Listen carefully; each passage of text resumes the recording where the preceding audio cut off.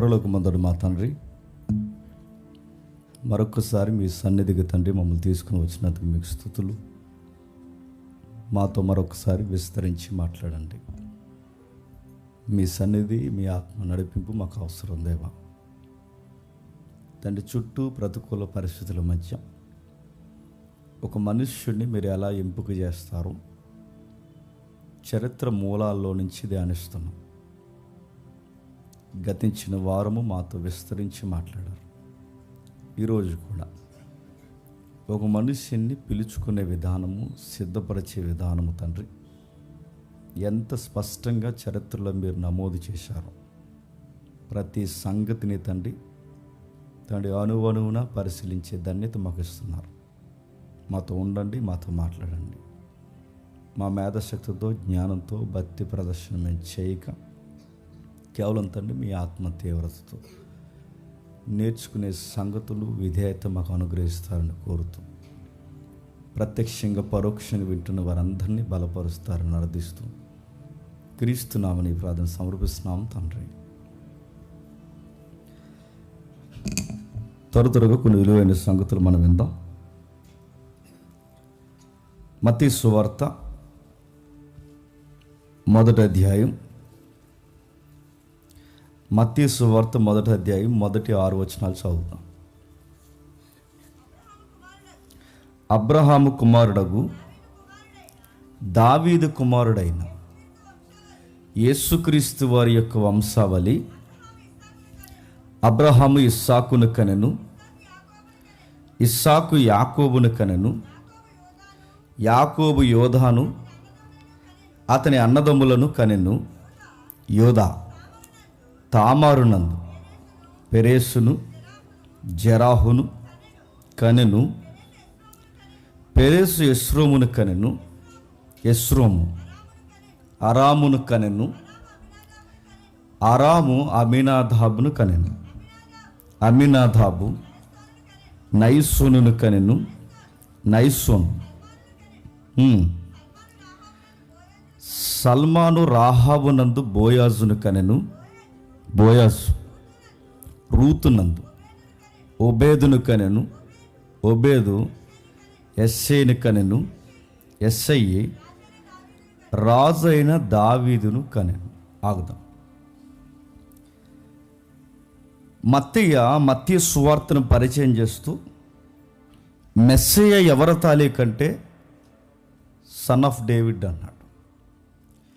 ఇది దావీదు యొక్క వంశవృక్ష నుంచి పరిచయం చేయబడుతున్న మెస్సయ్య చరిత్ర గనక దావీదు దగ్గర కాస్త కీలకంగానే ఆగాగి పరిశీలించవలసిన అవసరం మనకుంది.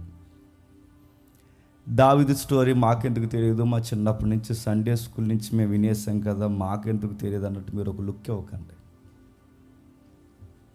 మీకు నాకు తెలియని సంగతులు నేర్చుకునేదే బైబిల్ స్టడీ.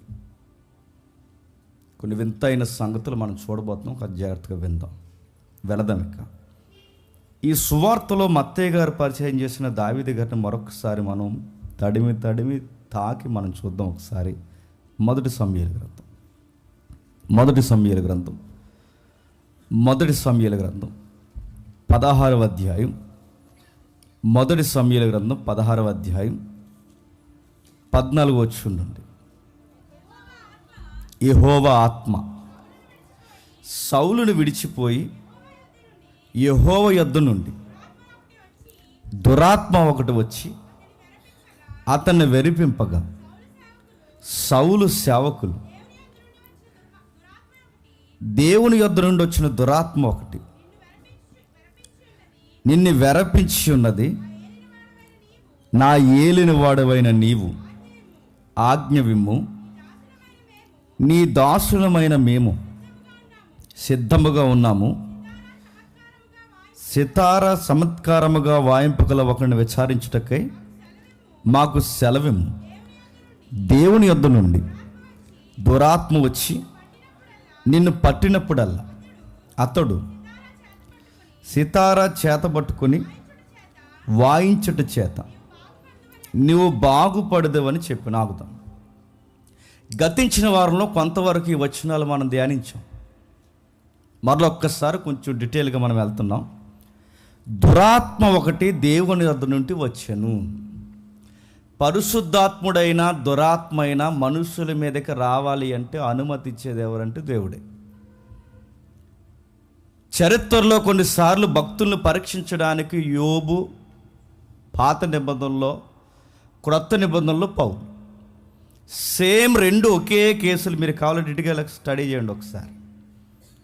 యోబు గారిలో ఉన్న చిన్నపాటి స్వనీతి లోపాన్ని ఎలాగైతే దేవుడు చూడకూడదు అనుకున్నాడో, పౌలు గారిలో కూడా తన పరిచర్య అతిశయం తనకు రాకూడదని పౌలు గారు కూడా ములులాగుంచిన దూత ఎవరో తెలుసా? సాతాను. భక్తుల్ని పరీక్షించడానికి వాడుకున్నది సాతాను దూత. అంటే మీరు బాగా వినండి, మెయిన్ ఒకడు ఉన్నాడు సాతానుగాడు, వాడికి అనుసరులు ఉన్నారు లేదా వాడి ఏజెంట్లు ఉన్నారు, అవి పడిపోయిన ఆత్మలు. వీళ్ళ భక్తుల్ని కొన్నిసార్లు యోబు లాంటి వారిని, పౌలు లాంటి వారిని మరింత నీతిగల పరీక్షలో వాళ్ళు నిలబెట్టడానికి దేవుడు ఆత్మలనే వాడుకున్నాడు. ఇక్కడ మరలా సౌలు లాంటి, ఇస్కరియోతు, యోధా లాంటి వేషధారిని కూడా నశింప చేయడానికి కూడా దురాత్మలనే వాడుకున్నాడు. మనకి రెండూ చదువుతుంటే ఏమర్థమవుతుంది? మంచోళ్ళని పరీక్షించడానికి దేవుడు దురాత్మలను వాడాడు, చెడ్డోళ్ళని శిక్షించి నాశనం చేయడానికి కూడా దేవుడు చెప్పండి దురాత్మలను వాడాడు. ఇటీవల కాలంలోనే కాదు, చాలా కాలం నుండి అనేక మంది సేవకులు పొరబడుతున్న పొరపాటు వ్యాఖ్యానాల్లో ఒక వ్యాఖ్యానం ఏంటంటే, ఈ సమాజాన్ని చూస్తున్నప్పుడు, ఈ లోకాన్ని చూస్తున్నప్పుడు అందరూ చూసి ఏమన్నారంటే, ఇది ఇంకా సాతాను గడదండి లోకం, అందుకే అన్ని నేరాలు జరిగిపోతున్నాయి. నేను అడుగుతున్నాను, ఆయన పర్మిషన్ లేకుండా యోబు దగ్గరికి సాతానుగాడు రాలేడు. ఆయన పర్మిషన్ లేకుండా పౌలు దగ్గరికి సాతానుగాడు రాలేడు. ఆయన పర్మిషన్ లేకుండా యోధా మీదకైనా సౌలు మీదకైనా రాలేడు. ఇప్పుడు బావినండి, లోకాన్ని సాతాను చేతిలో పెట్టింది ఎవరు? దేవుడే పెట్టేశాడు. ఎందుకు దేవుడు సాతానికి అప్పగించేస్తాడంటే, మనం చాలాసార్లు చదివాం, ఒకసారి చదువుదాం. ఒకసారి రోమిలికి రాసిన పత్రిక 1వ అధ్యాయం 28వ వచనం. రోమిలికి రాసిన పత్రిక 1వ అధ్యాయం 28వ వచనం. మరియు వారు తమ మనస్సులో దేవునికి చోటు ఇయ్యనలేకపోయారు గనక చెయ్యరాని కార్యములు చేయటం దేవుడు భ్రష్ట మనస్సుకి వారిని అప్పగించి. ఇప్పుడు చెప్పండి, సొసైటీలో ఇన్ని హత్యలు, సొసైటీలో ఇన్ని దొంగతనాలు, సొసైటీలో ఇన్ని వ్యభిచారాలు, సొసైటీలో ఇన్ని చీకటి పనులు, చీకటి దందాలు, ఇంత క్రైమ్ రేట్ పెరుగుతుందంటే దీన్ని నడిపిస్తున్నది ఎవరు? సాతానుగాడు. ఈ సాతానుగాడు ఈ సొసైటీని నడిపించడానికి కారణం ఏంటంటే, వాడికి ఇచ్చాడు ఆయన. ఎందుకు సమాజాన్ని వాడికి పట్ట అప్పగించేసా ప్రభు అంటే, ఈ మనుషులకి దేవుడు అంటే ఒక పట్ట అన్న లెక్క ఉండదు, ప్రార్థన ఉండదు, జీవితం ఉండదు, సహవాసం ఉండదు, ఏమీ లేని మనుషులు. నేను అడుగుతున్నాను, తెల్లారితే ఈ సోషల్ మీడియాలో, సొసైటీలో ఎంటర్టైన్మెంట్కి అలవాటు పడిన వారిని దేవుడికి దేనికి అప్పగిస్తాడు? పరిశుద్ధాత్మకి అప్పగించడు, భ్రష్ట మనసుకు అప్పగిస్తాడు. మీరు అనుకుంటారు, ఒకరోజు ప్రార్థన చేసుకోకపోతే ఏమవుతుంది? ఏమవుతుందో చూడు. ఒకరోజు బైబిల్ చదువుకోకపోతే ఏమవుతుంది? ఏమవుతుందో చూడు. ఒక వారం చర్చికి వెళ్ళకపోతే ఏమవుతుంది? ఏమవుతుందో అదే కంటిన్యూ చేయి. ఒకరోజు ప్రార్థన చేయకపోయినా, ఒకరోజు బైబిల్ చదవకపోయినా, ఒక వారం చర్చికి పోకపోయినా అది కొనసాగించావో, నీలో పరిశుద్ధాత్ముడు పనిచేస్తాడు లేదో నాకు తెలియదు, కానీ ఆడొస్తాడు, గుర్తుపెట్టుకో. ఎవరు అప్పగింపబడతారు సాధారణ కంటే? ఆయనకి ఇంపార్టెన్స్ ఇవ్వని వారు. చర్చికి కానీ, సహవాసానికి కానీ, ప్రేయర్కి కానీ, బైబిల్ స్టడీకి కానీ, ఎవరైనా దైవికమైన మాటకు కానీ ఎవరైతే వెయిట్ ఇవ్వరో అలాంటి వారిని అప్పగిస్తాడు. యోబు పరీక్ష వేరు, పౌలు పరీక్ష వేరు, ఇక్కడ సౌలు పరిస్థితి వేరు. ఈ మనిషి సాతానుగాడి జోలికి, లేదా సాతానుగాడు ఈ మనిషి మీదకి రావడానికి కారణం ఏంటో తెలుసా? మాట వినలేదు. గుర్తుపెట్టుకోండి, వాక్యం వెళ్ళదంటే, వాక్యం వినకపోయేసరికి దేవుడు సౌలుకి ఎవరికి అప్పగిస్తాడు చెప్పండి? దురాత్మకి. మాట వినడం మానేసి అడుగుతాను, సౌలు ఏమైనా దొంగతనాలు చేశాడా? సౌలు ఎవరింట్లోకైనా దూరాడా? సౌలు ఏమని అడుగుతాను, ఇంకా మీరు చూడండి, మనం అనుకుంటున్నా ఈ లౌకికమైన నేరాలు ఏం చేయలేదు, ఒకటే చేశాడు, మాట వినలేదంతే. ప్రేయర్ చేయకపోయినా మళ్ళీ చెప్తున్నాను, ఇలాంటివి దేవుడికి దూరం జరిగితే ఆయనకు చోటు ఇయ్యని వాళ్ళని మనస్సులో ఎవరైతే దేవునికి ఇంపార్టెన్స్ ఇవ్వరో అలాంటి వారిని దేవుడు దయ్యానికి అప్పగిస్తాడు. అందుకే ప్రేయర్ చేయకపోతే ఎందుకు తిడతారంటే ఆడు వస్తాడు కాబట్టి, బైబిల్ చదవకపోతే ఎందుకు తిడతారంటే ఆడు వచ్చేస్తాడు మీ పెద్దని. చాలామంది చాలా నెగ్లెక్ట్గా పెద్ద ఈజీగా తీసుకుంటారండి, ఈరోజు రేపు 2 అధ్యాయాలు కలిపి చదువుతాను, చదివే 1 అధ్యాయం తినంగా చదవలేదు కానీ రేపు 2 అధ్యాయాలు కలిపి చదివేస్తాను, ఇలా నడుతాను. ఈ నెగ్లిజెన్సీ చాలండి ఆడికి దొరికేయడానికి. దురాత్మకు దొరికాడట, సమాజం దొరికినందుకే సమాజంలో నేర తీవ్రత ఎందుకు పెరిగిందంటే ఆ పార్కులో జనం ఎక్కువ ఉంటారు, ఇక్కడికి జనం ఎక్కువ ఉన్నారు చెప్పండి. మరి వాళ్ళందరూ ఎవడతానికి చెప్పండి. సాతానుగాడు లేని స్థలం ఏదన్నా ఉందంటే ఇది ఉందో చూసారా, ఫెలోషిప్. ఎక్కడ ఉండడు. ఈ గ్రావిటీలో ఉన్నంతసేపు నీకు ఆత్మ పనిచేస్తుంది. ఆ గ్రావిటీ నువ్వు ఇంటికి మోసుకెళ్తే ఆత్మదేవుడు నీలో పనిచేస్తాడు. అది కాదని ఏదన్నా ఎంటర్టైన్మెంట్కి ఉపయోగపడ్డావో ఆడికి దొరికేస్తావు. సౌలు ఎలా డిస్టర్బెన్స్ అయ్యాడంటే మీరు గమనించండి, ఆ మనుష్యుడు దేవుడికి ఇంపార్టెన్స్ తగ్గించాడు. నేను మళ్ళీ చెప్తున్నాను, సరదాలకు ఇంపార్టెన్స్ ఇచ్చిన, తిరుగుళ్ళకి ఇంపార్టెన్స్ ఇచ్చిన, ఎంటర్టైన్మెంట్కి ఇంపార్టెన్స్ ఇచ్చిన, అదే నా అర్థం సినిమా, ఇలాంటి దేనికైనా కాలయాపనకి గంటలు చేసేవాళ్ళు ఆత్మచేత నడిపింపబడతారని అనుకున్నాను. అందుకేనండి వాళ్ళ మొబైల్ హిస్టరీ చూసి చెప్పొచ్చు ఈ బాబుకి భక్తి ఎంతో. చూడండి సరదాగా యూట్యూబ్లో ఏం చూస్తున్నాడు ఎప్పుడైనా. ఆడిని మీరు కూడా తిప్పుకుంటే ఆడి దయ్యం మీకు పట్టేది. మళ్ళీ చెప్తున్నాను, మీరు ఏదైతుందో వాళ్ళు చూసి నడుతున్నారు. వాళ్ళు ఇన్స్టా ఎలా వాడతారు, ఎఫ్బీ ఎలా వాడతారు అని అడుగుతున్నాను.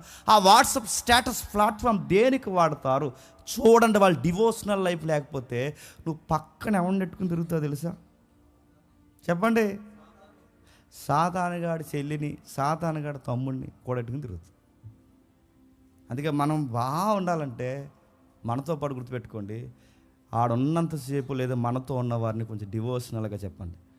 దువ్వుతుండాలి వాళ్ళని, తైలాభిషేకం చేత అయినా సరే కొంచెం ప్రార్థన చేయరు, ఎదవా ప్రార్థన చేయి అనాలి. బైబిల్ చేత 1 గంట రా ప్రేయర్లో కూర్చో, ఎక్కడ పోతున్నావు పొడుగడం పోదు కూర్చో, ఇవన్నీ వాళ్ళకి చెప్పాలి. ఎందుకంటే ఆడు దొరికేసాడంటే ఆ దొరికేసాడు మన పక్కన అంటే ఈడు అలా ఇలా చూసి ఎవరిని ఓడిసేస్తాడు చెప్పండి. డేంజర్ ఫెలోస్ వీళ్ళందరూ గుర్తుపెట్టుకోండి. అందుకే కాస్త డివోషనల్ లైఫ్ ఉండాలని చెబుతూ 16 వచనం లేదా అంటున్నాడు చూడండి. సౌలు సేవకులు దేవుని యొద్ద నుండి వచ్చిన దురాత్మ ఒకటి నిన్ను వెరపించినదని మరొక పర్యాయ పదం నిన్ను వేధిస్తుంది. ఆ వేధిస్తున్న ఏదైతుందో ఆ దురాత్మ ఒకటంటే భవిష్యత్ ఎరిగిన దేవుడు, భవిష్యత్తు జ్ఞానం ఎరిగిన దేవుడు, సార్వభౌమ అధికారం కలిగిన దేవుడు దురాత్మని సౌలు మీదకి పంపిస్తున్నాడంటే అది ఎవరి ఎదుగుదల కోసమో తెలుసా? దావీదు ఎదుగుదలకి. రెండవది, దావీదుకి బాగా వినండి, గొప్ప అవకాశం ఏంటంటే సౌలు గారికి దురాత్మ పట్టే సమయానికి రెడీగా టాలెంట్లో పండిపోయింది ఎవరు తెలుసా? దావీదు. ఇప్పుడు మీరు గుర్తుపెట్టుకోండి, దేవుడు ఎవరైనా, ఇక్కడ జాగ్రత్తగా వినాలి ఈ పాయింట్, దేవుడు ఎవరినైనా దీవించాలి ఆశీర్వదించాలి అంటే నీకు ఒక రూట్ ఇస్తాడు, ఒక బ్రిడ్జ్ ఇస్తాడు, అంటే నీకంటూ ఒక వే ఇస్తాడు. ఆ వేని బైబిల్ ఏమందంటే ఒక వరం అందే, దాన్ని ఒక టాలెంట్ అందే, నీకు ఒక గొప్ప వరం ఇస్తాడు. ఆ వరాన్ని ఉపయోగించాలి. ఎలా ఎదిగింపు చేస్తాడంటే ఇలా తీసుకొచ్చి ఇలా తీసుకెళ్ళి సింహాసనం మీద కూర్చోబెట్టడు, రూట్ ఇస్తాడు. ఆ రూట్ ఇచ్చినప్పుడు నువ్వు ఉపయోగించుకోవాలంటే సౌలుకి దయ్యం పట్టే సమయానికి ఈ అబ్బాయి టాలెంట్ని చాలా బాగా డెవలప్ చేశాడు. ఎవరు చెప్పండి? ఆయనకున్న టాలెంట్ ఏంటంటే ఇన్స్ట్రుమెంట్ బాగా ప్లే చేస్తాడు. నేను మళ్ళీ చెప్తున్నాను, ఏదైనా గుర్తుపెట్టుకోండి, దావీదు గారికి సితార వాయించే టాలెంట్ దేవుడు ఇచ్చాడంటే దావీదుకి దేవుడు మార్గము సరళం చేస్తున్నాడు. దావీదుకే కాదు, నీకు నాకు కూడా ఏదో ఒక టాలెంట్ ఇచ్చుంటాడు, అది చూడు. నేను మళ్ళీ అడుగుతాను, ఒకసారి మీరు చూడండి, నీకు సంగీతం వచ్చా? దాన్ని డెవలప్ చేయి. ఆ నిద్రమోహం పనులు మానేసి ఒక చక్కటి వస్తువుని నీకు బాగా వాడటం వచ్చా, దాన్ని మెరుగుదిద్దు. నువ్వు పాటలు బాగా పాడతావా, ప్రాక్టీస్ చేయి. నీకు టెక్నికల్ నాలెడ్జ్ ఉందా, దాన్ని ఇంకా డెవలప్ చేయి. లాంగ్వేజ్ బాగా మాట్లాడతావా, దాన్ని డెవలప్ చేయి. చదువా, దాన్ని ఇంకా డెవలప్ చేయి. ఉద్యోగమా, కొత్తగా ఒక చక్కటి సారం ఇచ్చి ఒక టాలెంట్ ఏదో ఉద్యోగ రణరంగంలో క్రియేట్ చేయంటే, బిజినెస్ అయినా, ఉద్యోగమైనా, టాలెంట్ అయినా, లాంగ్వేజ్ అయినా, ఇన్స్ట్రుమెంట్ అయినా, ఏదో ఒక టాలెంట్ నీకు ఇస్తాడు. ఏ టాలెంట్ లేకుండా ఆడోళ్ళనైనా మగోళ్ళనైనా దేవుడు పుట్టించడు. నీకు ఏదో ఇచ్చుంటాడు. కానీ మెజారిటీ మన టాలెంట్ మనం ఏం చేస్తాం చెప్పిన, నిద్రపోతాం. మేము ఎదగట్లేదండి, మేము ఎదగట్లేదు. నీ బొంద ఎందుకు ఎదుగుతావు? నీకు 3 పూటలు తిని తొంగోడు తప్ప నువ్వు ఎందుకు ఎదుగుతావు? పొట్ట పెరిగిపోయింది నీకు మధ్య అని అడుగుతున్నాను. ఎలా ఎదుగుతావు? సగం జీవితం, సగం రోజు నీకు నిద్రలోనే పోతే, అరే నీకంటే ఒక టాలెంట్ ఏమిచ్చాడు దేవుడు, ఇప్పటికే గుర్తించావా? కింగ్ ఓరకే అయిపోలేదు, రాజు ఓరకే అయిపోలేదు. రాజు ఎట్లా అయ్యాడు? ఆయనకి ఇన్స్ట్రుమెంట్ ప్లే చేయడం. అంటే దేవుడు ఒక సింహాసనం మీద కూర్చోబెట్టడానికి చిన్న చిన్న పాత్రలు ఇస్తున్నాడు. ఎవరికి చెప్పండి? దావీదు గారికి. అందుకే ఏం చూడండి, ఆ దావీదు గారు సంగీతాన్ని బాగా వాయిస్తుంట. సంగీతం అంటే మాటలా అడుగుతాను. కీబోర్డ్లు అందరూ వాయిస్తారు, ప్యాడ్ అందరూ కొడతారు, కానీ టాలెంట్తో కొట్టేవాళ్ళు కొందరే ఉంటారు. ఇప్పుడు నీకు నాకు కీబోర్డ్ వచ్చానుకోండి, మనల్ని పిలిచారు, ఏదో గంట ప్రారంభించా కీం అని అనిపించి వెళ్ళిపోయాం అనుకోండి, నీ బతుకు ఇంకా కీమే. మళ్ళీ పిలిచేలాగా వాయించాలి, గుర్తుపెట్టుకో. నిన్ను వర్షిప్ చేయమని ఇక్కడ నిలబెట్టారనుకో, ట్రాక్ ఉందా చెప్పండి, సౌండ్ ఉందా, ఇవన్నీ మానేరు అయ్యా. నీ స్వరమే ఉద్యమం అవ్వాలి. ఏదన్నా ఒక పని చేస్తామంటే గుర్తుపెట్టు, అది టాలెంట్, అది దాన్ని మెరుగ్గా వాడాలి. సంగీతాన్ని బైబిల్ ఎలా వాడాలి? ప్రవచనం చెప్పాలంటే ట్యూన్స్ ఉండాలి. పాత నిబంధనలో ప్రవచనం చెప్పాలంటే ట్యూన్ ఉండాలి. ప్రవచనం చెప్పినప్పుడల్లా ఇన్స్ట్రుమెంట్స్ ప్లే చేశారు. చూస్తారు ఒకసారి, చూడండి ఒకసారి. బైబిల్లో దేవుడు టాలెంట్స్ని మనిషికి ఎలా ఇస్తున్నాడు మీరు చూడండి. మొదటి సమూయేలు గ్రంథం 10వ అధ్యాయం, మొదటి సమూయేలు గ్రంథం 10వ అధ్యాయం మొదటి వచనం నుండి. అప్పుడు సమూయేలు తైలపు బుడ్డు పట్టుకొని సౌలు తల మీద తైలము పోసి అతన్ని ముద్దు పెట్టుకొని, యెహోవా నిన్ను అభిషేకించి అని చెబుతూ, కాంటెక్స్ట్ మీకు తెలుసుగా, దావీదు గారికి ముందు సౌలు రాజు అవడానికి ముందు ఆయన చేస్తున్న పని, వాళ్ళ నాన్నగారు గాడిదలు తప్పిపోయిన గాడిదలు ఎత్తుక్కుంటున్న టైంలో సమూయేలు గారు తారసపడ్డాడు. ఎవరికి? సౌలు గారికి. ఆ తారసపడిన టైంలో సౌలు గారి మీద ప్రవచనం చెప్పాలి, సౌలు గారి ద్వారా సమూయేలు గారి ద్వారా అభిషేకం జరగాలి. ఈ అభిషేకం జరుగుతున్న కార్యక్రమం ఎలా జరుగుతుందో చూడండి. నాగొచ్చులో వారు నిన్ను కృష్ణ ప్రశ్న అడిగి నీకు 2 రొట్టెలు ఇత్తురు, వారి చేత నువ్వు తీసుకో, మీ నాన్న గాడిదలు ఎక్కడో నేను చెప్తా, ఇవి గుర్తులు ఇవి, ఇలాగున పోవచ్చు. ఫిలిష్తీయుల దండు కాపరి వారును దేవుని కొండకు చేరుదు, అచ్చట ఊరు దగ్గరికి నువ్వు రాగానే స్వరమండలములు, తంబూర, సన్నాయి, సితార వాయించగల వారి వెనక ఉన్నతమైన స్థలముల నుండి దిగి వచ్చిన ప్రవక్తల సమూహం నీకు ఎదురుపడును. వారు ప్రకటన చేయించు వద్దురు. యెహోవా ఆత్మ నీ మీదకి బలముగా దిగవచ్చును. నువ్వు వారితో కలిసి ప్రకటన చేయించుండగా నీకు క్రొత్త మనసు వచ్చినప్పుడు బాగా అంటే, ప్రవక్తలు రావడానికి ప్రవక్తలతో పాటు వస్తున్నది ఏంటో తెలుసా? ఇన్స్ట్రుమెంట్ ప్లే చేసే టాలెంట్ ఉన్న వాళ్ళు వస్తున్నారంట. ఒక సంఘంలో అన్ని రకాలు ఉంటారు, గుర్తుపెట్టుకోండి. ఒక సంఘంలో అన్ని రకాలు ఉంటారు. సౌలుని అభిషేకించడానికి ప్రవక్తల రాకొస్తున్నప్పుడు అక్కడ వాడుతున్న చూడండి, అక్కడ సౌలు అభిషేకానికి, సౌలుకి మారు మనసు ఇవ్వడానికి, సౌలుకి క్రొత్త మనసు ఇవ్వడానికి దేవుడు ప్రవక్తల నోట ప్రవచనాలు చెప్పించడానికి దేవుడు వాడుకుంటున్న టాలెంట్ ఏంటో తెలుసా? ఇన్స్ట్రుమెంట్స్ వాడుతున్నాడు అక్కడ. మీరు చూడండి, ఇంకా మీరు చూడండి. ఎలీసా ఆ ప్రపంచాన్ని కుదిపి పాడేయడానికి, మీకు తెలుసుగా, ఎలీసా ప్రపంచాన్ని కుదిపి పాడేయడానికి ఎలీసా దగ్గర వాడిన ఇన్స్ట్రుమెంట్ ఏంటో తెలుసా? వీణ. చూస్తారు ఒకసారి మీరు చూడండి. 2వ రాజుల గ్రంథం 3వ అధ్యాయం 15 వచనం. 2వ రాజుల గ్రంథం 3వ అధ్యాయం 15 వచనం. నా యొద్దకు వీణ వాయించగల ఒకరిని తీసుకుని రమ్ము. వాయించుచుండగా యెహోవా హస్తము అతని మీదకి వచ్చెను. అతడు ఈ మాట ప్రకటన చేశాను. యెహోవా సెలవిచ్చినదే మనక, ఈ లోయలో చాలా గోతులు ఉన్నాయి.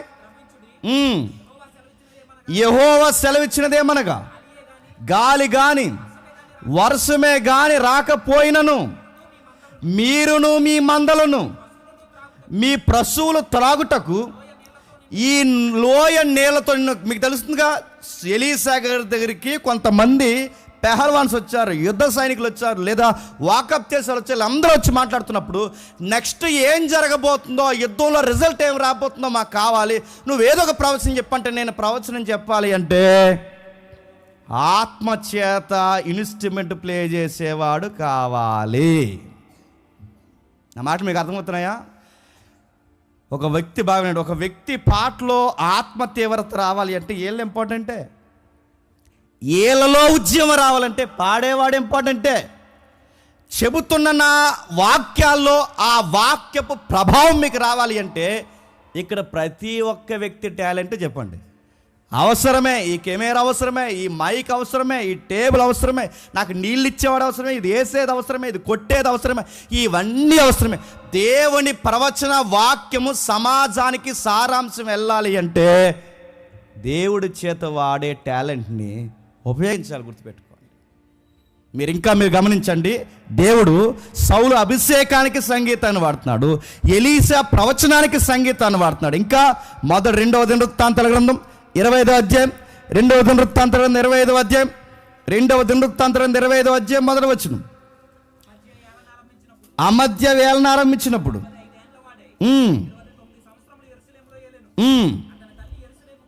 2వ దినవృత్తాంతాలేనా? 1వ దినవృత్తాంతాలు 25వ అధ్యాయం, 1వ దినవృత్తాంతాలు 25వ అధ్యాయం. సైన్యాధిపతులను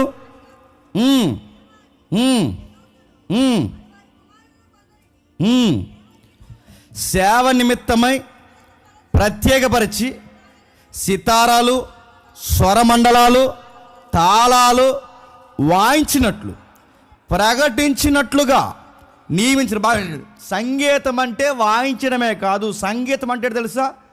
ప్రకటించడం కూడా. సంగీతం అంటే తెలుసా? ఆ సంగీతం ద్వారా ప్రవచనం చెప్పడం. సంగీతం అంటే వాక్యం చెప్పడం. సంగీతం అంటే ప్రవచనం చెప్పడం.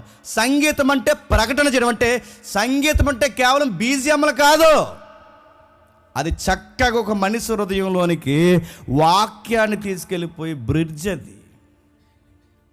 కానీ ఆ సంగీతాన్ని బాగండి, ఏ సంగీతాన్ని అయితే ఇచ్చాడో ఆసాబుకి, హేమానికి, ఓదూదికి ఎవరైతే ఇచ్చారో ఈ సంగీతాన్ని బేస్ చేసుకుని వాళ్ళు ఏం చేశారట? ప్రకటన ప్రవచనాలు చెప్పారంట.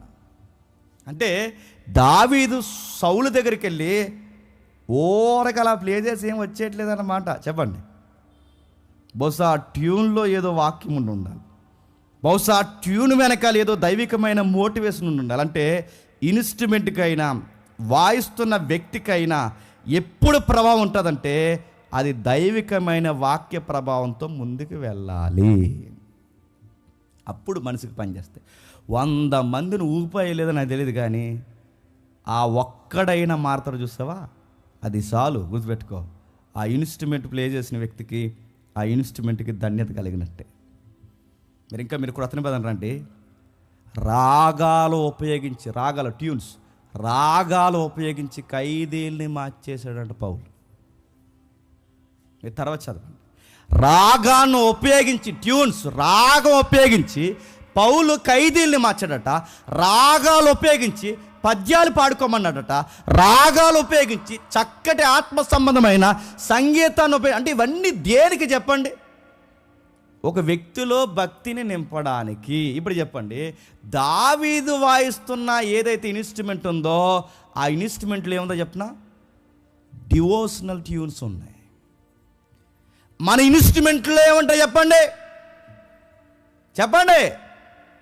ఇది ఎక్కడో విన్నామండి, ఎక్కడ, అక్కడదే కదా. నేను అడుగుతున్నాను, చమత్కారం కంటే నీ టాలెంట్ ఉపయోగించు, నీకంటూ సొంతది ఉండాలి. అది ఎప్పుడైతే నువ్వు ఉపయోగిస్తావో దేవుడు నువ్వు ఎదగడానికి, మళ్ళీ చెప్తున్నాను, మార్గాలు సరళం చేస్తాడు. ఈ టాలెంట్ని చక్కగా ఉపయోగిస్తున్న వ్యక్తి ఎవరో తెలుసు అక్కడ, దావీదు గారు. ఇప్పుడు చెప్పండి, దావీదు రాజు అవ్వాలంటే, దావీదు దేవుడు కోరుకున్న స్థాయికి రావాలి అంటే సౌలుకి దయ్యం పట్టాలి. సౌలుకి దయ్యం పట్టాలి అంటే సౌలు మాట విన్న పరిస్థితుల్లో పడతాను దేవుడికి భవిష్యత్తు ముందే తెలియాలి. ఆ తెలిసిన దేవుడు ముందుగానే సౌలుకి దురాత్మ పట్టే సమయానికి దావీదుకి రెడీగా టాలెంట్ ఇచ్చి కూర్చోబెట్టాడు. ఇప్పుడు నేను అడుగుతున్నాను, ఇంతమంది కాంపిటీషన్ ఉంది ఉద్యోగానికి, నాకు వస్తుందా రాదని ఎక్కడే నువ్వు సతుకులు పడిపోతే నీ ముఖానికి ఉద్యోగం వస్తుందా? చదువు. చాలామంది మీరు చూసారా, కాంపిటేటివ్ ఫీల్డ్లో నడుతున్నాను, పోస్ట్కి 1,00,000 మంది అంట కాంపిటీషన్, ఇంకా నేను ఈ 90,000 మందిని నేను దాటి వెళ్ళలేను అన్నాడు. నీకు వత్తలేదు కానీ ముందు నీకు నువ్వే చెప్పు, నీరు గారిపోతున్నావు. సౌలు లాంటి బలహీనులు సమాజంలో ఉన్నారు. నువ్వు ఎదగడానికి దేవుడు బలహీనులను కూడా నీకు ఎలా వాడతాడు తెలుసా, వారధిగా వాడతాడు. దావీదును వాడుకున్నాడు, దావీదు టాలెంట్ను ఉపయోగిస్తున్నాడు, దావీదు చక్కగా ఎదుగుతున్న దావీదు ఎంత ఎత్తుకెళ్ళిపోయాడంటే ఆ ఇన్స్ట్రుమెంట్ ద్వారా చక్కగా ఉన్నతమైన స్థితిలోకి వెళ్ళాడు. దావీదును చూసి నేర్చుకోవాల్సిన ప్రస్తుత విషయం మనకి తెలుసా, అరే అప్పుడప్పుడు మనం ఊహించుకుంటాం, నా చదువుకి, నా పరిస్థితులకి, నా యొక్క టాలెంట్కి, నా రంగుకి నేను ఎక్కడే ఉండిపోయి నేను ఎక్కడో ఉండాలని ఉన్నదాన్ని నిర్లక్ష్యం చేస్తాను. చేయమా? చాలామంది చూసారా, అసలు నేను ఉద్యోగం చేయాల్సిన కాదు, నేను ఎక్కడో ఉండాలంటే, నువ్వు అక్కడో ఉండాలంటే ముందు తినంగా చెప్పండి, చెయ్యాలి. చాలామంది ఫీల్ అయిపోతారు, నేను ఇంకా ఎదక్కండి ఎలా ఉండిపోయినట్టు, నా జీవితం ఎలా ఉండిపోయిందంటే, ప్రస్తుతం నువ్వు ఎలాగైతే పాత్ర పోషిస్తావో దాన్ని బట్టి నీకు భవిష్యత్తు నిర్ణయింపబడుతుంది. ఆ స్థాయికి నువ్వు వెళ్ళాలంటే ప్రస్తుతం నువ్వు గుర్తుపెట్టుకో, బద్ధకస్తుడు కాని వాడివై ఉండాలి, పనిని చక్కగా ఉపయోగించాలి. దావీదుకైనా ఉన్నతమైన స్థితి, దావీది ఉన్నతమైన స్థితికి, ఆ స్థానానికి వెళ్ళడానికి కారణం ప్రస్తుతం ఉన్న పాత్రనే చెప్పండి బాగా చేస్తున్నాడు. వాళ్ళ నాన్నగారు గొర్రెల్ని బాగా మేపుతాడు నమ్మకంగా, ఆ గొర్రెల వెనకాల పాటలు చక్కగా పాడతాడు. ఎవరింట్లేదు కదా ఎలా పడతాడో పిచ్చి ట్యూన్ కొట్టడు, చక్కగా పాడుతుంటాడు, ఇన్స్ట్రుమెంట్ చక్కగా ప్లే చేస్తాడు, అన్నీ చేస్తాడు. అందుకే ప్రభువు కూడా ఆ క్రొత్త నిబంధనలో ఒక మాట అంటాడు, కొద్ది విషయంలో నమ్మకంగా ఉన్న వారిని పెద్ద విషయాల్లో దేవుడు కూర్చోబెడతా అన్నాడు. చిన్న స్థాయిలోనూ పాత్ర బలంగా పోషిస్తే నేను పెద్ద పాత్రను పోషించడానికి దేవుడు చెప్పండి అది ఏదైనా, అది ఉద్యోగమా, చదువా, లేదంటే నీకు ఏదైనా ఇన్స్ట్రుమెంట్ వచ్చా, లాంగ్వేజ్ వచ్చా, టెక్నికల్ నాలెడ్జా, ఏదైనా సోషల్ మీడియా ప్లాట్ఫామ్ ఎలా ఉపయోగించాలి, ఏదో ఒకటి ఖచ్చితంగా దేవుడు నీకు ఏదో ఒక దర్శనం ఇచ్చుంటాడు. అది సరిగ్గా నువ్వు ఉపయోగిస్తే అదే నీ ఎదుగుదలకి చెప్పండి కారణంగా మారుస్తాడు. నేను ఎదగట్లేదు ప్రభా, నన్ను ఎప్పుడు దీవిస్తావు ప్రభు అంటే, దీవించి ఇచ్చాడు నీకు, దానికి మెరుగుదిద్దుతలేదు. నువ్వు దీవించి ఇచ్చాడు నీకు, అది ఏదైనా. కొంతమంది డ్రైవింగ్ భలే చేస్తారు, కానీ వాళ్ళు ఏమనుకుంటారంటే డ్రైవింగా, లేదా నీకు ఏమైనా ఇచ్చేస్తారు డైరెక్ట్ తీసుకొచ్చి ముందు తిరగదోలేడు నడుతుంది. కొంతమంది డ్రైవ్ చక్కగా చేస్తాను నడుతున్నారు, చెయ్యి ఏదో ఒకటి, ఏదో ఒక పని చేయి, మంచిగా ఏదో ఒకటి చేయి, చిన్నదా పెద్ద ఏం సిగ్గుపడకు. ప్రస్తుతం దేవుడు నాకు ఇదే ఇచ్చాడని చెయ్యి, కేడర్ మారుస్తాడు. దావీదు గారికి వచ్చిన ఫస్ట్ గవర్నమెంట్ జాబ్ ఏంటో తెలుసా, ఆయుధాల మోయుడు. ఏంటది? ఆయుధాలు మోయుడు. నడుతున్నాను, ఆయనకున్న అసలు దావీదు అంటే ఎక్కడ మన పిక్చర్ ఏంటి చెప్పండి, దావీదు అంటే కింగ్. అలాంటి రాజుకి మొట్టమొదటి ఉద్యోగం ఏంటో తెలుసు దేవుడు ఇచ్చింది, కత్తిమోయరు అబ్బాయి అన్నారట. అడ్డాలేతే మంచి కొంచెం సైనికులు మంచి లేవు, ఈ ఉద్యోగం నువ్వు అది చేస్తామా, కత్తులు మోయరు అంటే ఆవిడ వెళ్తాడండి కత్తులు మోయడానికి, సుతులు మొత్తం మరి కత్తులు మోయడానికి ఎవడు వెళ్తాడండి, అక్కడ ఏదో వాళ్ళందరికీ వాటర్ ఇవ్వాలంట. నేను అడుగుతున్నాను, నీ పనితనమే నువ్వు వెదకకుండా ఆగిపోవడానికి కారణం అవుతుంది. చూడండి, అదే అధ్యాయం చదవండి ఒకసారి. మొదటి సమూయేలు గ్రంథం 16వ అధ్యాయం 21వ వచనం. దావీదు సౌలు దగ్గరికి వచ్చి అతని ఎదుట నిలబడగా అతని యందు దావీదునందు సౌలుకి బహు ఇష్టము పుట్టెను. సౌలు ఆయుధములు మోయేవాడాయును.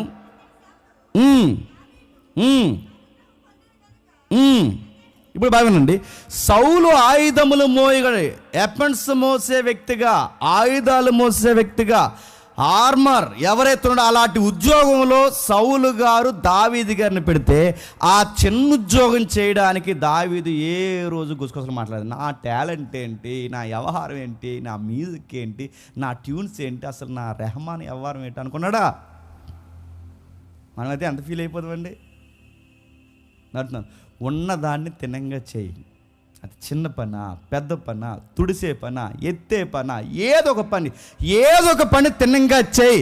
ఆ పని నువ్వు తిన్నంగా చేస్తే దేవుడు చాలా బాగా వాడుకుంటాడు. దావీదు కత్తి పట్టాలంటే ముందు ఈ కత్తులు మొయ్యాలి. దావీదు గిర్రగిర్ర తిప్పాన్ని కొట్టాలి అంటే బ్యాటిల్ గ్రౌండ్ ఏంటో ముందు చూడాలి. నీకు 100 విలువ తెలియాలంటే ముందు 100 రూపాయలు ఉద్యోగం ఇస్తాడు, గుర్తుపెట్టుకో. నీకు తీసుకెళ్ళి లచ్చ ఇవ్వడు. నీకు 1000 రూపాయలు విలువ తెలియాలంటే ముందు గుర్తుపెట్టుకో, నీకు 10 రూపాయలు ఉద్యోగం ఇస్తాడు, గుర్తుపెట్టుకో. నీకు నాకు ఏదన్నా వాల్యూ మనకు తెలియాలంటే దిగువ స్థాయి నుంచి, కింద స్థాయి నుంచి దావీదుకి ఎలా పాఠాలు నేర్పిస్తాడు చూడండి. అయినా ఆ ఆయుధాలు మోయడం అనే ఉద్యోగం చిన్న కనబడుతున్నా దానికి ఎంత కమిట్మెంట్ ఉండాలో తెలుసా? ఆయుధాలు మోయడం అంటే కేవలం ఆయుధాలు మోయడమే కాదు, పని వస్తే ఆయుధం తీసుకుని చెప్పండి యుద్ధ భూమిలోకి దిగాలి. అలా దిగిన దాఖలాలు ఉన్నాయంటే ఒకసారి మీరు చూడండి. మొదటి సమూయేలు గ్రంథం 14వ అధ్యాయం, మొదటి సమూయేలు గ్రంథం త్వరగా మంచి సందర్భం ఉంది ఇక్కడ. మొదటి సమూయేలు గ్రంథం 14వ అధ్యాయం మొదటి వచనం. ఆ దినము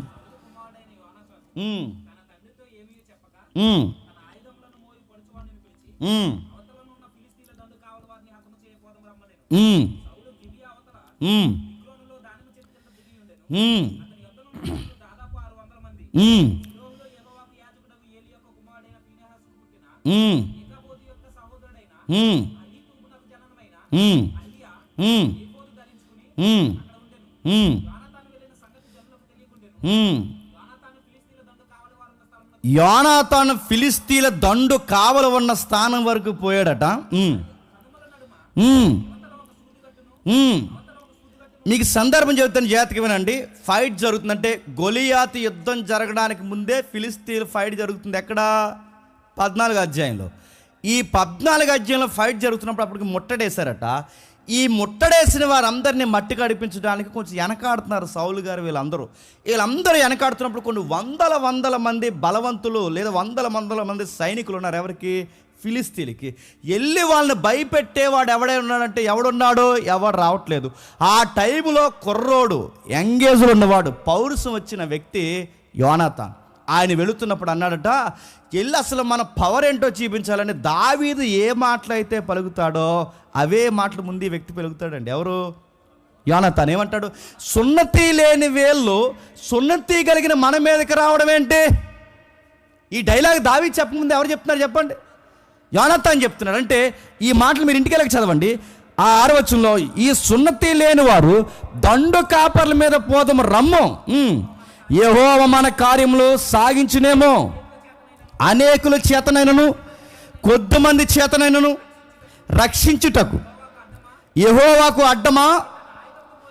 తన ఆయుధములు మోయవానితో చెప్పక అతడు నీ మనసులో ఉన్నదంతయు చేయము, పోదము రమ్ము, నీకిష్టానుసారముగా నీకు నేను తోడుగా ఉన్నానని అతను చెప్పును. ఒక బలం ఉన్నవాడికి ఇంకో బలం ఉన్నవాడు తోడైతే ఏమవుతుందో చెప్పనా? అరెకరం తడిసిపోయింది. ఇక్కడ మీరు చదవండి వెళ్ళి, అక్కడ క్లియర్గా రాస్తారు. అరెకరం అంట, అరెకరం పైన రక్తం తడిసిపోయిందట. 20 మందిని అప్పటికప్పుడే చంపేశారు. ఆ 20 మంది అరెకరంలో ఒకేసారి చనిపోయేసరికి ఫిలిస్తీన్లందరూ భయపడిపోయి, ఏంటి ఇంత బలవంతులు ఎవరున్నారంటే డైలాగ్ చెప్తున్నాడు. ఎవరో తెలుసు? యోనాతాన్. రండి, ఎవరైనా ఉంటే రండి, నేనున్నాను, నాతో ఉన్నవాడు ఉన్నాడు, రండి మమ్మల్ని దాటాలన్నాను. కానీ ఒక్కొక్కడు భయపడిపోయి ఫిలిస్తీన్ల సైన్యం అంతా పరారైపోయిందట. బాగా వినండి, యోనాతాను చేసిన ఫైట్ ఇజ్రాయెల్కి టర్న్ ఓవర్ ఫైట్. అది గుర్తుపెట్టుకో, టర్నింగ్ పాయింట్ అది. అంటే ఒక్కసారి స్థితి మారిపోయింది.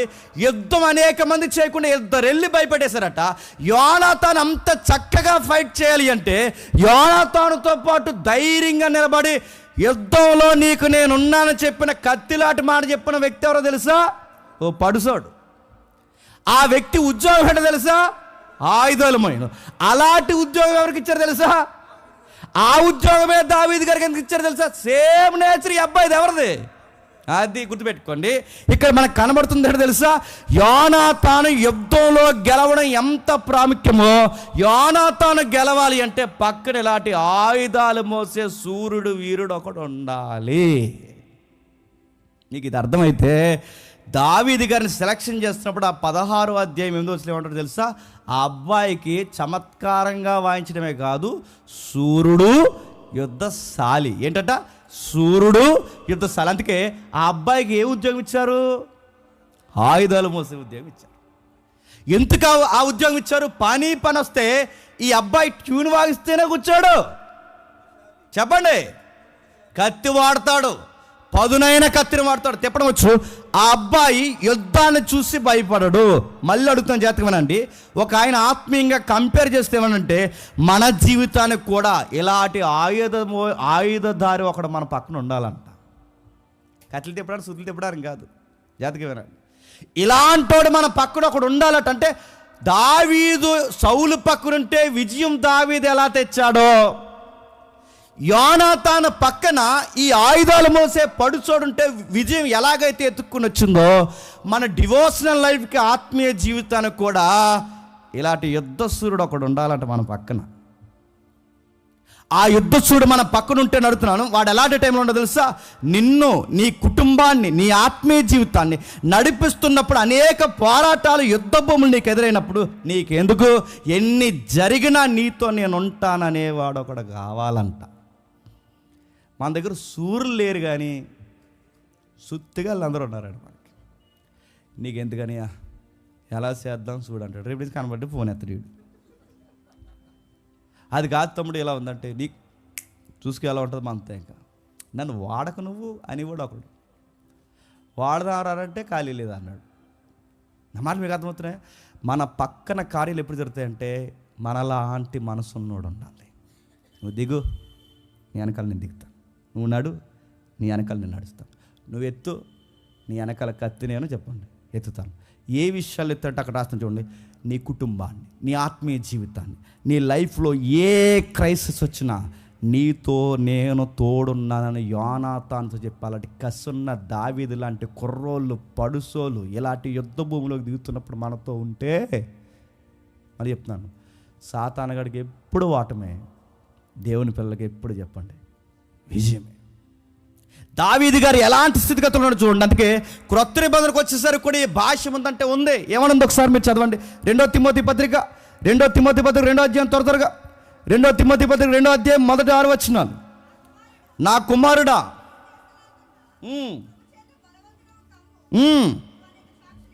నీవు అనేక సాక్షులు ఎదుట నా వలన వినిన సంగతులను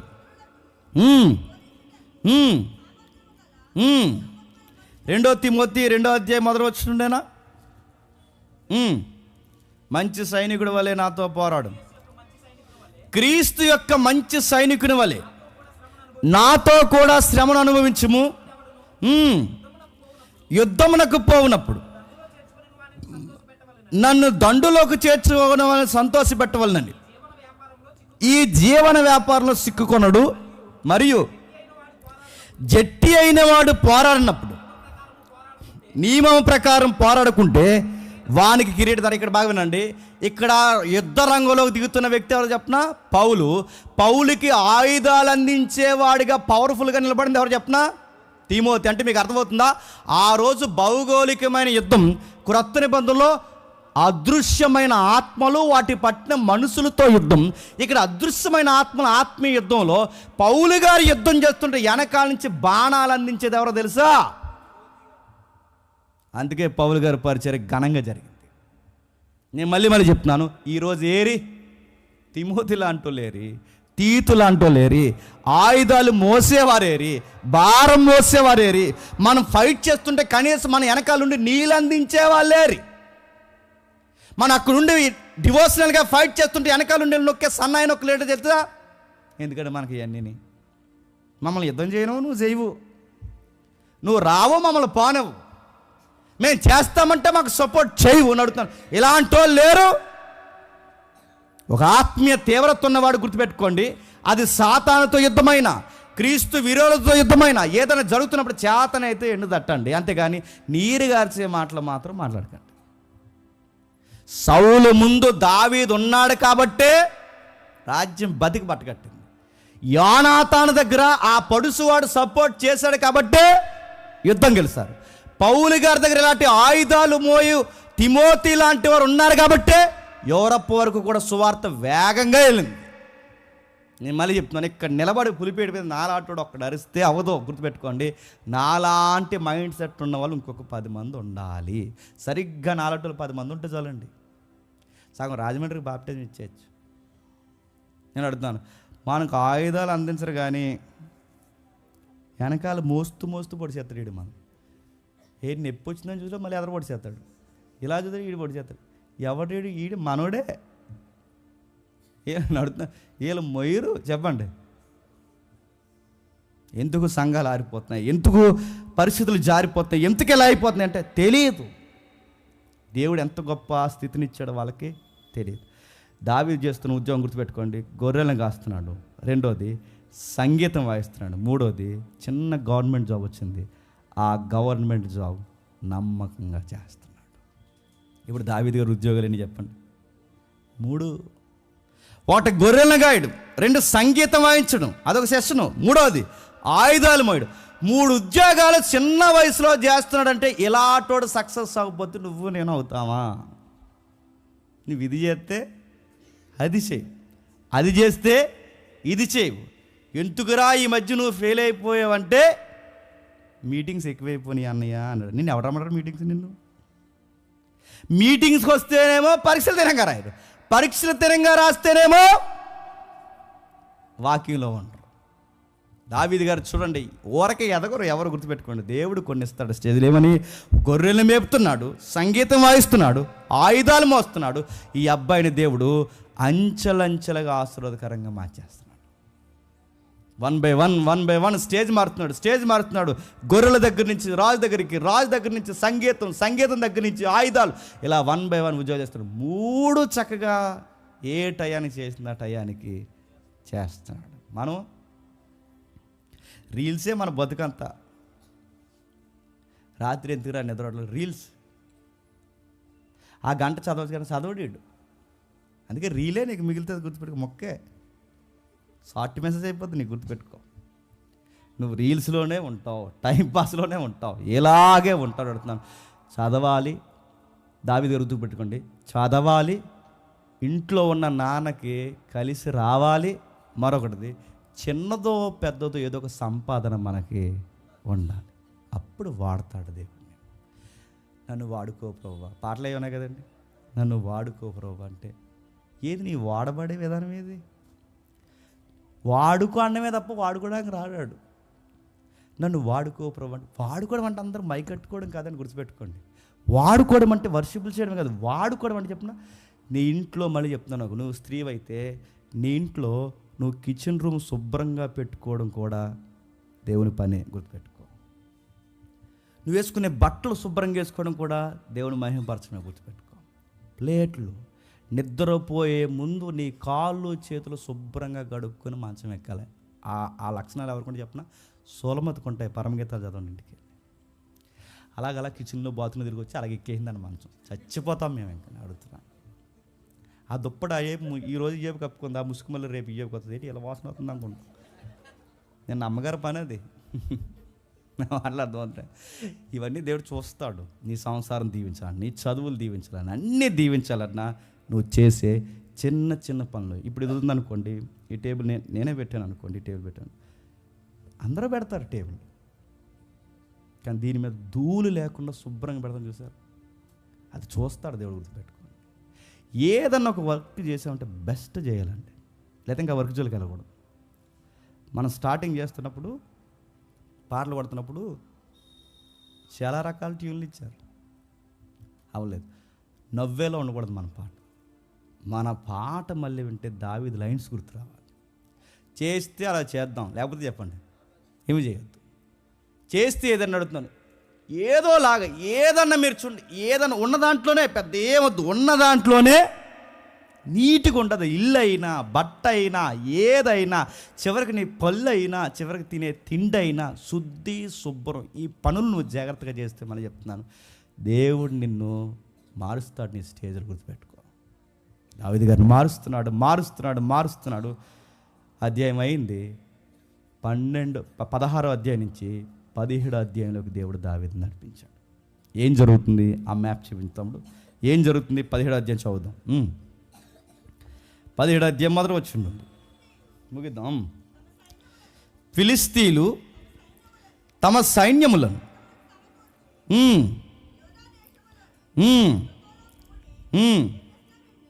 ఎక్కడ కూడారట అని చెబుతూ, ఫిలిస్తీయులు తన సైన్యములను యుద్ధమునకు సమకూర్చి యోధా దేశములోని సోకోలో కూడి,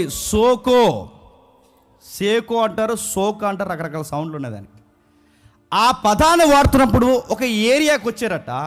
ఆ ఏరియా ఎవరిదంటే, మీరు యెహోషువ గ్రంథం ఇంటికి వెళ్ళక చదవండి, 15వ అధ్యాయం 20-48 చదవండి. ఈ ఏరియా, ఈ పట్టణాలన్నీ ఎందులోకి వస్తాయంటే, ఇక్కడ బాగా వినండి, ఈ పట్టణాలన్నీ ఎందులోకి వస్తాయంటే, యెహోషువ తెలుసు కదా, మోసే గారి తర్వాత నాయకత్వం తీసుకున్నాడు. యెహోషువ నాయకత్వం తీసుకున్న తర్వాత కానాను భూభాగాన్ని వాటాలు వేస్తాడు. ఈ గోత్రం ఎక్కడ ఉండాలి, ఈ గోత్రం ఎక్కడ ఉండాలి, ఈ గోత్రం ఎక్కడ ఉండాలని. ఈ గోత్రాలు ఎక్కడ ఉండాలన్నప్పుడు ఈ సోక అనే పట్టణం లేదా ఈ ఏరియా ఎవరి గోత్రాల్లోకి వచ్చిందంటే యూదులకు వచ్చింది. ఎవరికి? యూదులకి. ఇది యూదులకు వచ్చినప్పుడు ఇది రాను ఈ లోయ ఏమైందంటే, ఈ సోకో లోయ యుద్ధానికి అడ్రస్ అయిపోయింది. మీరు బాగా వినండి. అంటే 17వ అధ్యాయం అనగానే గొలియాత్ గాడి యుద్ధం, 17వ అధ్యాయం అనగానే గొలియాత్ ఫైట్, 17వ అధ్యాయం అనగానే గొలియాతు తొక్కేయడానికి రెడీ అయిపోయిన ఒక బలమైన ఆయుధం.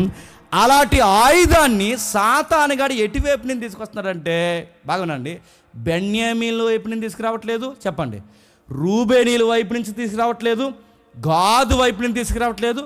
వాడు సరాసరి బాణం ఎటువైపు పెట్టాడు తెలుసా? యోధా వైపుకు పెట్టాడు. అంటే మొదటి నుంచి సాతానుగాడు ఎవరిని తీసేయాలనుకుంటున్నాడు తెలుసా? దాన్ని ఉంచకూడదండి టార్గెట్. అది వాడికి భవిష్యత్తు ఏం జరుగుతుందో తెలియదు, కానీ ప్రవచనాలు బలంగా యోధా మీద ఉన్నాయి కనుక ఆ యోధాని తీసేయాలని వాడు ఫైట్ కూడా, వాడి యుద్ధం కూడా ఎక్కడ స్టార్ట్ చేస్తాం చూడండి. సోకోలో అనగానే అదొక యుద్ధ భూమి.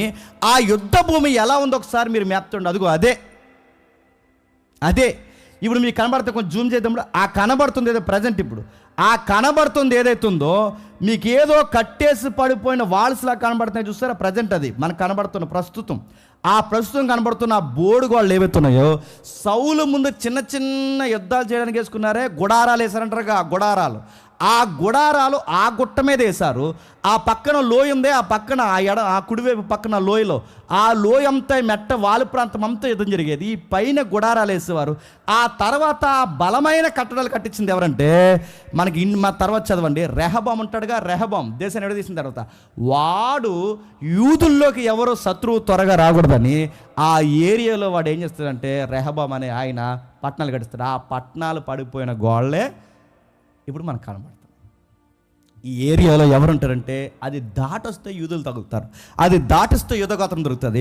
అలాంటి యూదుల్ని జాగ్రత్తగా, అలాంటి యూదుల్ని సాతానుగాడు తీసేయడానికి, సాతానుగాడు యూదుల్ని అణిచివేయడానికి ఏదో ప్రవచనం యోధాలోంచి జరగబోతుందని పసిగట్టిన వాడు, వాక్యాన్ని పసిగట్టిన వాడు యూదుల సైడ్కి ఒక బలవంతం లేపడాడి పేరు చెప్పండి, గొలియాతు.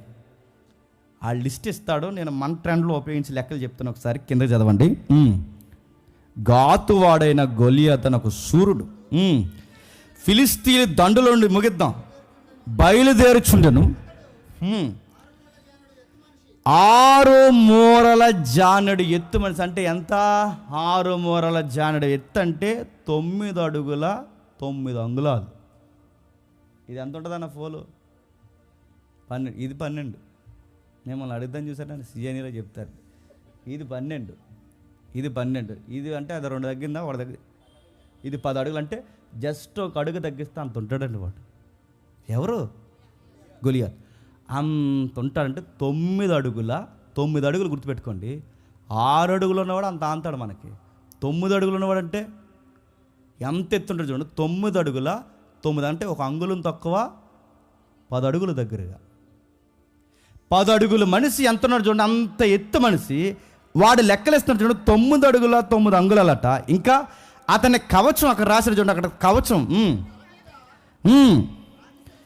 ఆ రోజుల్లో ఆడు హెల్మెట్ వాడడం, ఆ రోజుల్లో పెద్ద హెల్మెట్ రాగచిరస వాడుతున్నాడట. అతడు యుద్ధ కవచము ధరించుండెను. ఆ కవచము 5,000 తులములు. అంటే కవచం అంటే ఇలా బుల్లెట్ జాకెట్లా తొడుక్కుంటారుగా, ఆ కవచం వెయిట్ అంట 60 కేజీలు అంట. ఎంత? 60 కేజీలు. 5 కేజీలు కాదు, 60 కేజీలు. లెక్కల్లో, మన లెక్కల్లో 60 కేజీలు అంటే ఒక మనిషి బరువు అంటే ఆడి వేసుకునే కవచం 60 కేజీలు. ఆడి ఎత్తు 9 అడుగుల 9 అంగుళాలు. ఇంకా ఆడి ఈటు ఉంది చూసారా, ఆ ఈటుని అక్కడ రాస్తున్నాడు, ఒకసారి మీరు చూడండి. అతని కాళ్ళకి రాతి కవచము,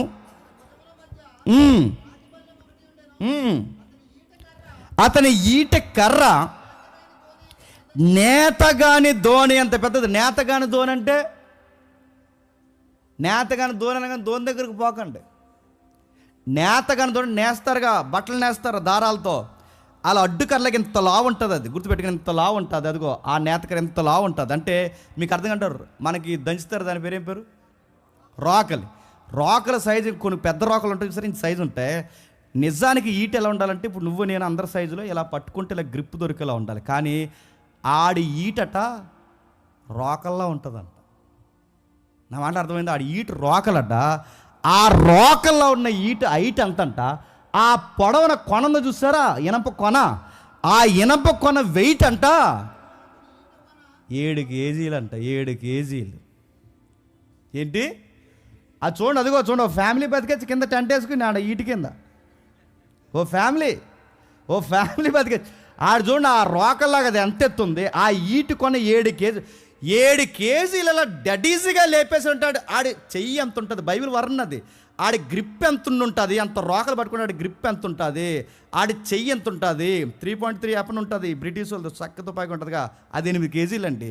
ఆ 8 కేజీల తుపాకీని 2 చేతులతో లేపాలి. ఎవడో ఒకటి ఇలా లేపలేడండి, ఇలా సింగిల్గా దాన్ని ఇలా లేపలేడు. 8 కేజీల తుపాకీయే దాన్ని ఇలా లేపలేరు, ఎవరు లేపలేరు. సినిమాల్లో లేపుతారు, అది డొక్కు తుపాకీ కనుక.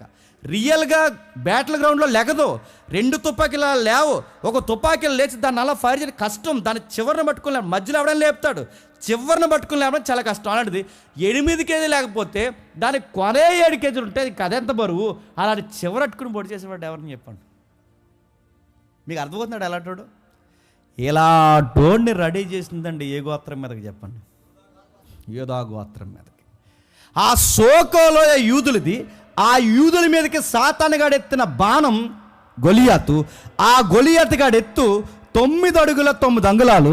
ఆడి ఈటు కొన 7 కేజీలు. ఆడి కవచం 60 కేజీలు. ఇలా టోడు అంత ఎత్తున వస్తుంటే యోధా గోత్రానికి రావడానికి, యోధా గోత్రాన్ని కాపాడడానికి వచ్చిన వ్యక్తి వెయిట్ ఎంత, హైట్ ఎంతో తెలుసా? 5 అడుగుల 2 అంగుళాలు. 5 అడుగులు అంటే ఎంత ఉంటాడండి? ఇంకా స్టీఫెన్లా ఉంటాడు, ఇంకా కొంచెం చిన్నగా. 5 అడుగులు 2 అంగుళాలు అంటే బాగానండి. 5 అడుగుల 2 అంగుళాలు అంటే 9 అడుగుల 9 అంగుళాలోడికి 5 అడుగులోడు ఎక్కడికి వస్తాడండి? జస్ట్ మోకాలు దాడతాడు అంతే. మోకాలు దాటిన హైట్ దావీద్ది. నా మాట్లాడుతున్నా లేదో? మోకాలు దాటిన హైట్ దావీద్ది. ఆడ ఆకాశానికంటే హైట్ ఈడిది. ఆడు ఎవడ సైడ్ అంటాడు? సాతానుగాడి సైడు. ఈ అబ్బాయి ఎవరి సైడ్ అంటే ఇప్పుడు చెప్పండి. ఇండైరెక్ట్గా మీరు జాగ్రఫికల్ స్టడీ చేస్తే సాతానుగాడి ఎజెండా ఏంటంటే వాడి ఖచ్చితంగా ఇజ్రాయేల్ మీద దాడి చేస్తే మొట్టమొదటిగా బలైపోయే గోత్రం ఏంటో తెలుసా? యోధా గోత్రం. అంటే వీడి పరోక్షంగా గొలియాతుని ఎవరి మీదకి లేపాడంటే చెప్పండి? యోధా గోత్రం మీదకి లేపాడు. ఇప్పుడు చెప్పండి, యోధా గోత్రాన్ని, ఇజ్రాయేల్ని మొత్తం కాపాడడానికి, గొలియాతు గాడిని సాతానుగా లేపితే మొత్తం కాపాడడానికి దేవుడు 10 అడుగులను లేపలేదు. కానీ చెప్పండి, 5 అడుగుల కుర్రోని లేపాడు.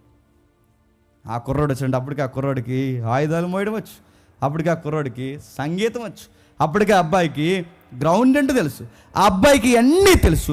ఇవన్నీ తెలుస్తున్న అబ్బాయి ఉద్యోగం చేస్తున్నాడు. కొన్ని రోజులేమో వాళ్ళ నాన్నగారు గొర్రెలు మేపుతాడు, కొన్ని రోజులేమో ఆయుధాలు మోపుతాడు, కొన్ని రోజులేమో సంగీతం వాయిస్తాడు. అంటే ఈ అబ్బాయికి అన్నీ, అంటే ఎండ తెలుసు, వాన తెలుసు, అది తెలుసు, ఇది తెలుసు, అన్నీ తెలుసు. దావీదుకి ఏ ఉద్యోగం లేకుండా ఆ యేసు రూమ్లో ఈయన వాయించే ఉద్యోగం ఉందనుకోండి, పనికొత్తాడు దానికి. ఇప్పుడు టిక్కు టిక్కుమని కొట్టేవాడిని తీసుకొచ్చి రారా మీటింగ్ టెంట్ వేద్దామంటాడు, సాయంత్రం జ్వరం వచ్చేద్దాడికి. నా మాటలు మీకు అర్థమవుతున్నాయా?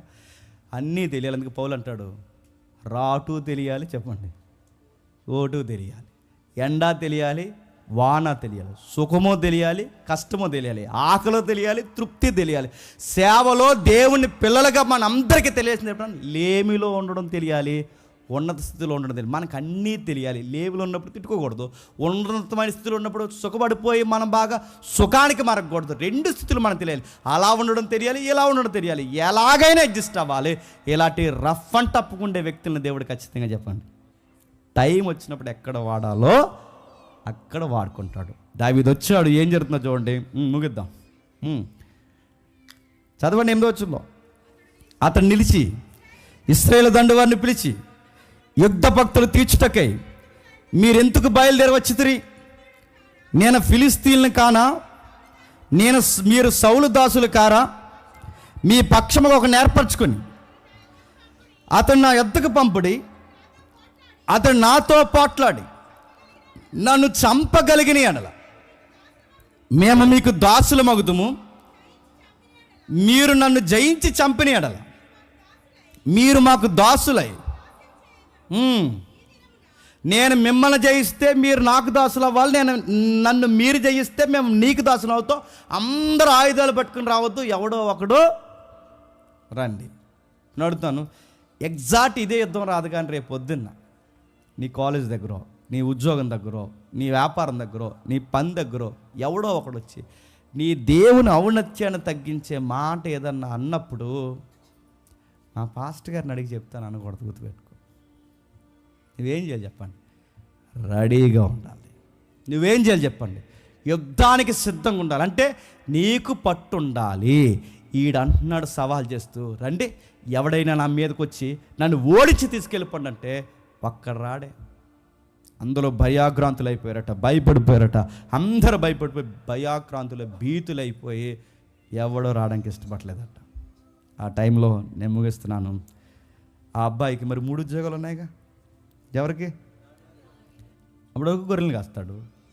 ఆ గొర్రెలు కాస్తున్న అబ్బాయికి మళ్ళీ ఇంకో 4 ఉద్యోగం చెప్పారు. 4 ఉద్యోగం అంటే చెప్పండి, క్యారేజ్ పడా.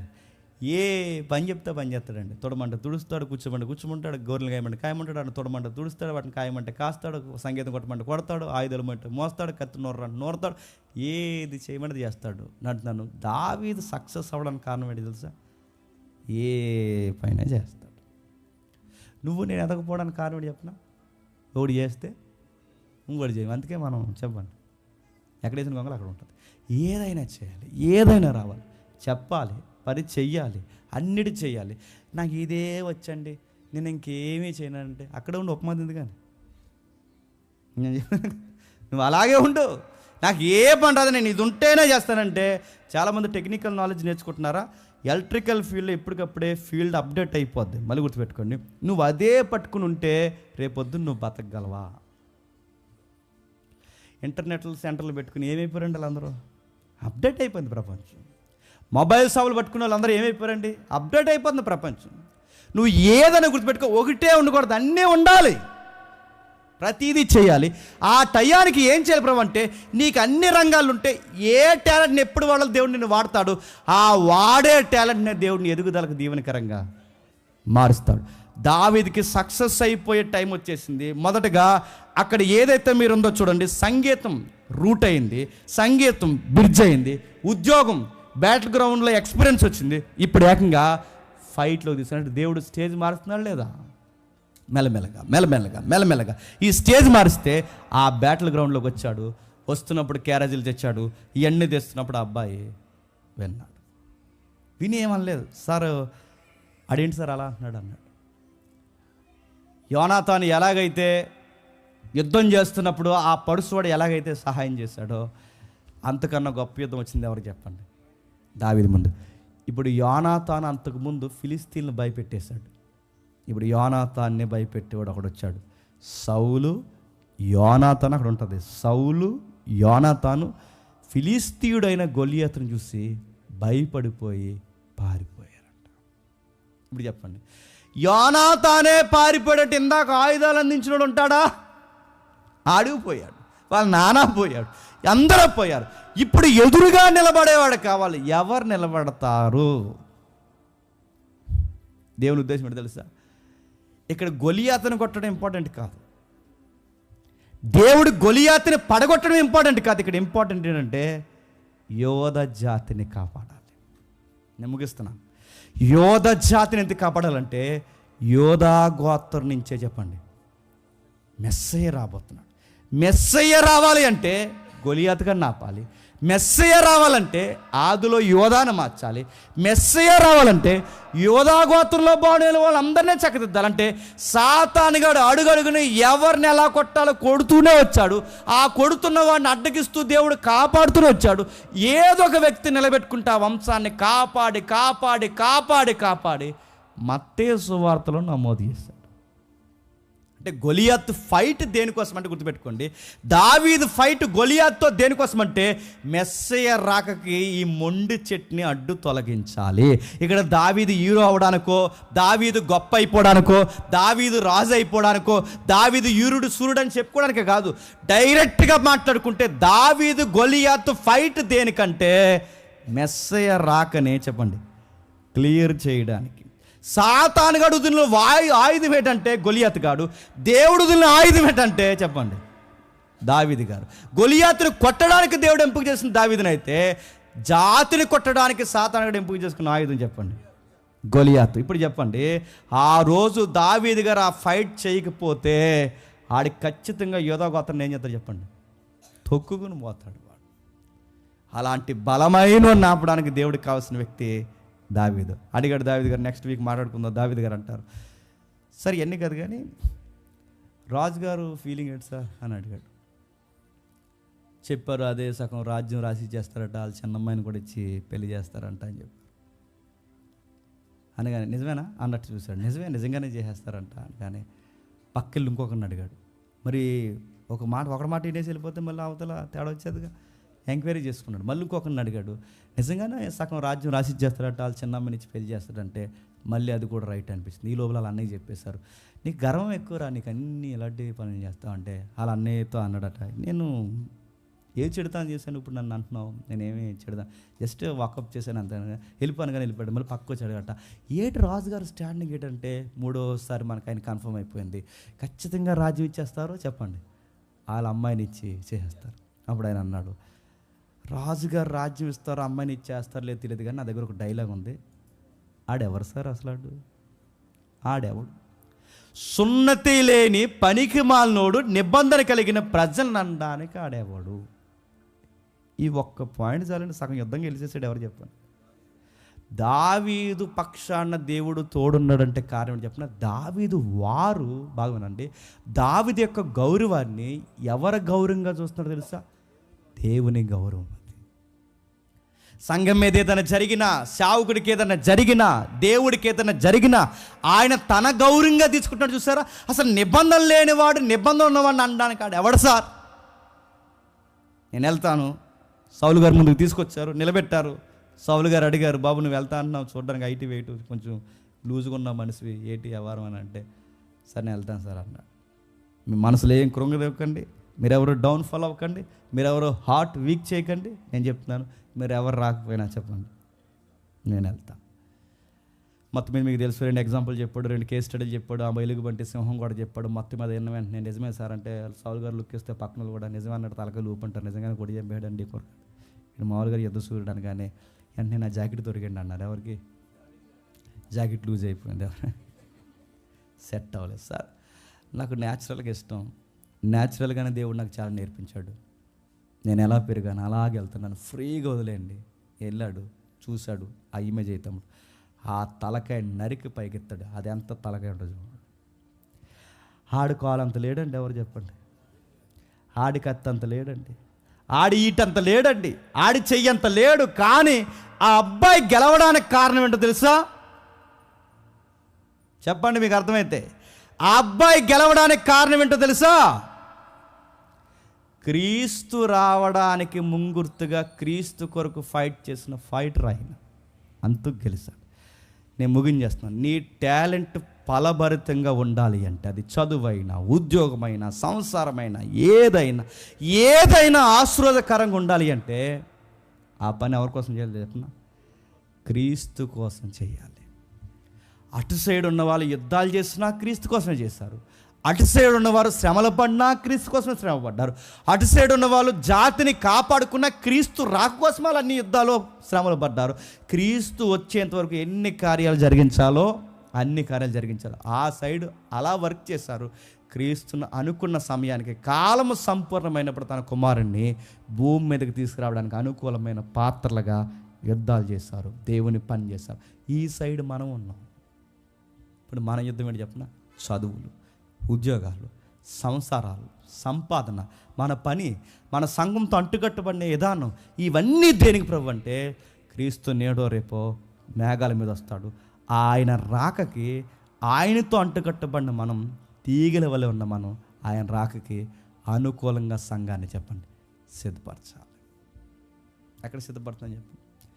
ఏదో వస్తాం, కూర్చుంటాం, రేపు తెల్లారిపోద్ది సోమవారం, ఆ సంఖ్యనే డొక్కుడాలు వేసుకుని పోతాం, ఏదో 4 రూపాయలు సంపాదించుకుంటాం, మళ్ళీ ఇంటికి వస్తాం. ఎవరైనా గుర్తుపెట్టుకుని మళ్ళీ ఆదివారం వచ్చేంత వరకు ఏంటి సంఘం పరిస్థితులని ఎవరన్నా ఒక్క ఫోన్ చేసి అడుగుతారు చెప్పండి. కానీ దేవుడు మనల్ని ఏం చేయాలి చెప్పిన? మన పిండి పిసుగు తొట్టి చెప్పండి, బుడ్లో నూనె, ఆకాశ వాకిండ్లు ఇప్పేసి బలబలా కుమ్మరించాలి. దేవుడు ఎలా కుమ్మరించేస్తాడు? నీకు ఇచ్చిన టాలెంట్ నీకు ఆశీర్వాదకరంగా ఉండాలంటే ఆ టాలెంట్ ఎవరి కోసం చెప్పు? క్రీస్తు కోసం. అందుకని ఎప్పుడు ప్రతి మెసేజ్ అంటాను, నీ చదువు, నీ ఉద్యోగం, ప్రతిదీ కూడా ఎవరిని ప్రైజ్ చేయడంగా తెలుసా? క్రీస్తుని, క్రీస్తుని, క్రీస్తుని, క్రీస్తుని. దావీదు ఫైట్ దావీదు కోసం కాదు, క్రీస్తు కొరకు. సౌలు నిర్ణయం సౌలు కోసం కాదు, క్రీస్తు కొరకు. ఎవరు ఎలా వచ్చినా ఆ క్రీస్తును మహిమపరచడానికి వచ్చాం. అది చేయలేని సౌలు ఫెయిల్ అయిపోయాడు, అది చేసిన దావీదు చెప్పండి సక్సెస్ అయిపోయాడు. ఈరోజు నువ్వు కూడా ఉన్నావు.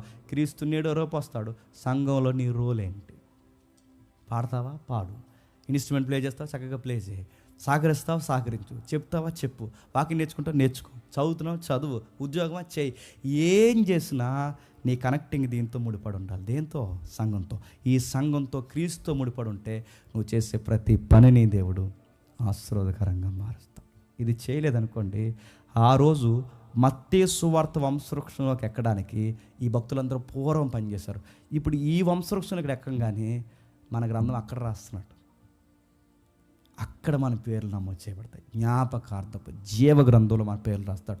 వీళ్ళందరూ క్రీస్తు కొరకు ఉద్యోగాలు చేస్తున్నారు, క్రీస్తు కొరకు సంసారం చేస్తున్నాడు, క్రీస్తు కొరకు పనులు చేస్తున్నాడు, క్రీస్తు కోసం కూలి పనులు చేస్తున్నాడు, క్రీస్తు కొరకు కష్టపడిన వారు, క్రీస్తు రాక కొరకు సంఘంలో నలిగిపోయిన వారు, క్రీస్తు కొరకు లోకంలో జీవించిన వారని పేర్లన్నీ చిట్టా మన జీనియాలజీ ఎక్కడ రాస్తాడు తెలుసా? అక్కడ రాస్తాడు. ఆ రోజు ఆయన రావడానికి అటు నుంచి వాళ్ళు కష్టపడితే ఈరోజు ఇటు రావడానికి చెప్పండి ఇటు నుండి మనం కష్టపడాలి. ఇది నీకు అర్థమైతే ఈ రాత్రి ఇంటికి వెళ్ళిన తర్వాత మంచిగా భోజనం చేయి, ప్రార్థన చేసుకో. పడుకునే ముందు ప్రశాంతంగా ఎల్లకెల్లగా పడుకుని ఆలోచించు. దావీదు పాటలు అదే ఆలోచిస్తాడు. ఆలోచించు, అసలు దేవుడు నాకు ఏమి ఇచ్చాడు, ఈ ఊరేంటి, నా పని ఏంటి, నా పరిస్థితి ఏంటి, ప్రశాంతంగా ఆలోచించు. నీ ఆన్సర్ ఏంటో దేవుడు నీకు ఖచ్చితంగా తెలియజేస్తాడు. అది నీకు అర్థమైతే ఆ పట్టుకున్న దాన్ని గట్టిగా పట్టుకుని ఆ పని నువ్వు చేయడం మొదలుపెట్టు. దేవుడు నిన్ను, నీ కుటుంబాన్ని ఆశీర్వదిస్తాడు. దేవుడు నిన్ను ఆశీర్వదించును గాక. ఆమేన్, ఆమేన్, ఆమేన్.